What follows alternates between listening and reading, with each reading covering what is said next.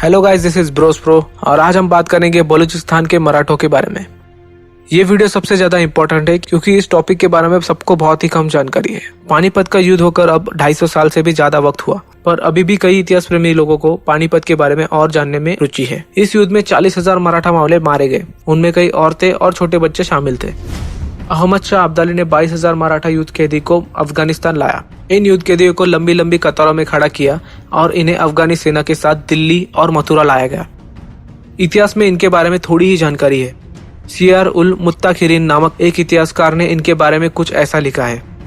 पानीपत में कैद हुए दुखी सैनिकों को लंबी लंबी कतारों में खड़ा किया गया और उन्हें थोड़ा बहुत पका हुआ खाना और पानी दिया गया। युद्ध के बाद जो भी बचे हुए मराठा मावड़े, औरतें और छोटे छोटे बच्चे बच गए थे, उन्हें गुलाम बनाया गया। इनमें से बहुत से मराठा अच्छे पेशे के थे।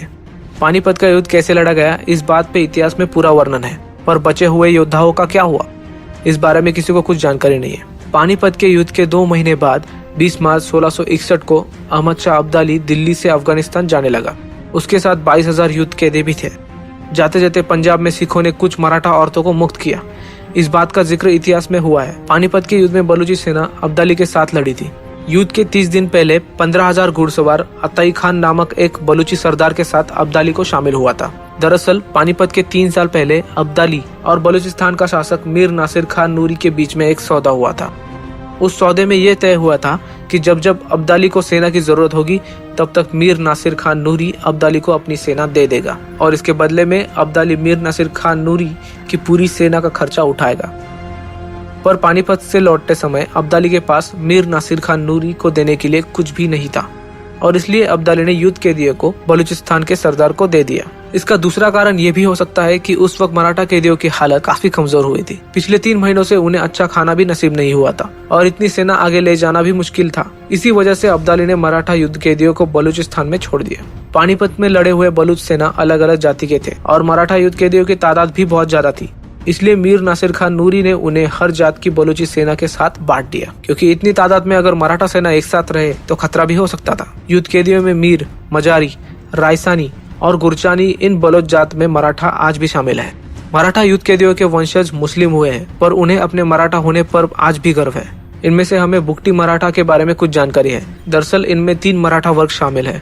बहुत से मराठा युद्ध कैदी कालपर, मसूरी, शंबानी, नोथानी, फिरोजानी और रहेजा इन जातियों में बांटे हुए थे। आज ये वर्ग मसूरी मराठा, नांथोनी मराठा, कालपर मराठा के नाम से जाने जाते हैं। इस वर्ग को लगभग 180 साल गुलाम बनकर रहना पड़ा। 1944 में यहाँ के नवाब अकबर खान बुकटी ने इनको समान हक देकर गुलामगिरी से मुक्त करवाया। उससे पहले ही ऊंट की देखभाल करना, खाना बनाना और लोहार काम करना ये काम करते थे। हर एक बलूच जात में खुद के कुछ कायदे कानून होते थे, जिसे जिरगा कहते हैं। 1944 से पहले इनमें बहुत से असमान कायदे थे, जैसे कि अगर एक बुकटी आदमी ने दूसरे बुकटी आदमी का खून किया तो खून हुए आदमी के परिवार में से किसी आदमी को खून किए हुए आदमी के परिवार में से एक आदमी को मारने की मुभा थी। पर अगर बुकटी आदमी ने मराठा बुकटी आदमी का खून किया तो खूनी को सिर्फ कुछ हर्जाना भरने को कहा जाता था।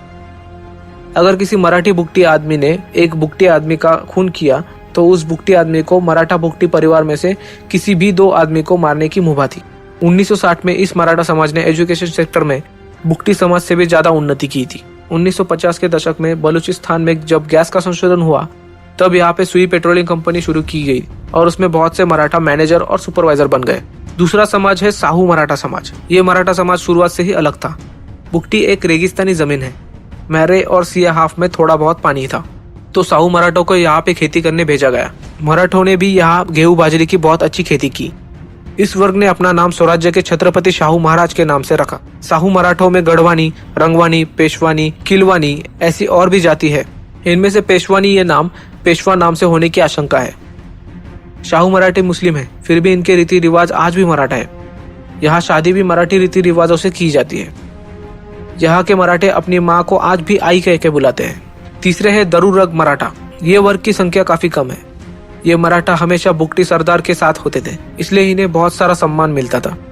इनमें से बहुत से बड़े जमींदार और पैसे वाले हैं। आज भी ये मराठा छत्रपति शिवाजी महाराज पे गर्व करते हैं। इनमें से बहुत से लोगों के फेसबुक फोटोज में आपको छत्रपति शिवाजी महाराज आसानी से दिख जाएंगे।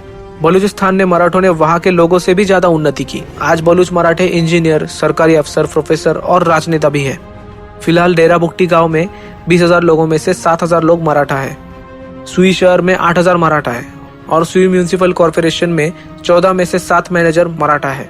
1990 के दशक में जब हिंदी मूवी को पाकिस्तान में बंदी नहीं थी, तब नाना पाटेकर के तिरंगा मूवी के डायलॉग मैं मराठा हूँ और मराठा मारता है या मरता है यहाँ पे बहुत फेमस हुआ था। द ग्रेट मराठा ये सीरियल भी यहाँ पे कई लोगों ने देखी है। बेबी डॉल ये फेमस हिंदी गाना बलूच गाने से प्रेरित है। इस गाने के सिंगर सब्ज अली बुक्टी भी मराठा है। आप इस गाने के यूट्यूब पे देख सकते हैं, लिंक डिस्क्रिप्शन में। आज महाराष्ट्र की मराठा जनता को बलूच मराठों को नमन करना चाहिए, क्योंकि पानीपत के युद्ध के पहले बहुत से मराठा पूर्वज युद्ध में शामिल होने घर से तो निकले थे, पर फिर कभी अपने घर लौट नहीं पाए। क्या पता किसी महाराष्ट्र में रहने वाले मराठा का कोई दूर का रिश्तेदार बलूचिस्तान में हो। और आपको रिक्वेस्ट है कि इस वीडियो को ज्यादा से ज्यादा लोगों तक पहुंचाइए, क्योंकि बलूचिस्तान के मराठों के बारे में बहुत ही कम लोगों को जानकारी है। Thanks guys for watching this video. और अगर आपको ये वीडियो पसंद आया तो लाइक और कमेंट जरूर कीजिए। और अब तक आपने हमारा चैनल सब्सक्राइब नहीं किया हो तो प्लीज सब्सक्राइब कर दीजिए। Thank you.